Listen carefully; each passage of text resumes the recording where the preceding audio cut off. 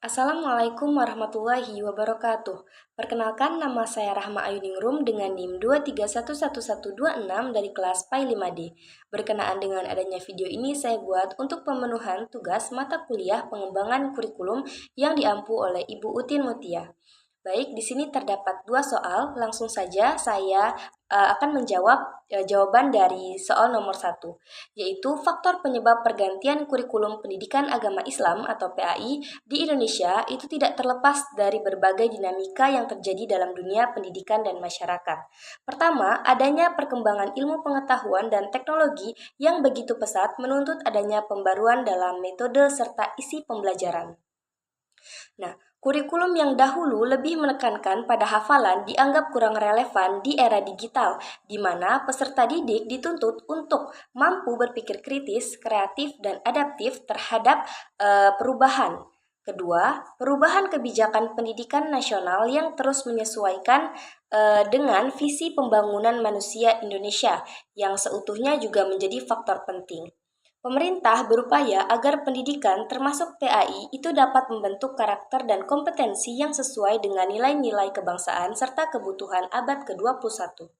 Selain itu, Selain itu, tuntutan globalisasi dan perubahan sosial budaya itu turut mempengaruhi arah pembelajaran agama, di mana peserta didik kini hidup di tengah masyarakat yang majemuk dan terbuka terhadap berbagai pemikiran terutama. Nah, itu membuat sehingga pembelajaran PAI itu perlu mengedepankan nilai-nilai toleransi, moderasi beragama, dan penguatan karakter spiritual yang inklusif.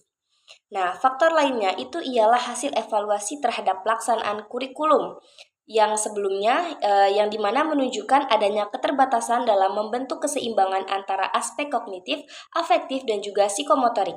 Oleh karena itu, pergantian kurikulum menjadi langkah logis agar pembelajaran agama itu tidak hanya menekankan pada penguasaan materi, tetapi juga pada pembentukan sikap dan perilaku beragama yang sesuai dengan ajaran Islam secara utuh. Nah, di sini menurut saya perubahan kurikulum PAI itu bukan semata-mata karena mengikuti arus kebijakan formal pemerintah, melainkan berangkat dari kebutuhan nyata peserta didik dan tuntutan zaman. Sebagai calon guru PAI, saya melihat bahwa peserta didik sekarang itu menghadapi tantangan yang lebih kompleks dibanding generasi sebelumnya, di mana mereka tidak hanya membutuhkan pengetahuan agama, tetapi juga bimbingan untuk menerapkan nilai-nilai Islam dalam kehidupan nyata di tengah kemajuan teknologi dan arus informasi yang sangat cepat. Nah, oleh karena itu, kurikulum PAI itu harus dirancang agar pembelajaran menjadi lebih menyenangkan, bermakna, dan aplikatif. Misalnya, dengan mengintegrasikan nilai-nilai Islam ke dalam konteks kehidupan sehari-hari, menggunakan pendekatan berbasis proyek, serta mendorong refleksi spiritual yang lebih mendalam.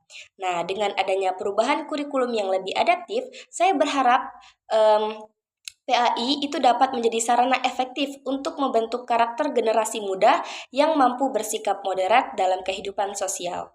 Kurikulum yang relevan dengan kebutuhan zaman itu tidak hanya akan memperkuat pemahaman keagamaan peserta didik, tetapi juga menjadikan mereka insan yang mampu menebarkan nilai-nilai Islam rahmatan lil alamin di tengah masyarakat yang beragam. Jadi, pergantian kurikulum bukanlah sekedar kebijakan administratif, melainkan bagian dari proses panjang menuju pendidikan agama yang lebih manusiawi, kontekstual, dan berdampak nyata bagi kehidupan bangsa. Nah, selanjutnya untuk jawaban soal kedua yaitu pergeseran kurikulum pendidikan agama Islam atau PAI dari orientasi hafalan menuju orientasi kompetensi dan kini ke arah pendekatan pembelajaran yang menekankan pengalaman bermakna, menyenangkan, dan mendalam itu merupakan perubahan yang sangat positif.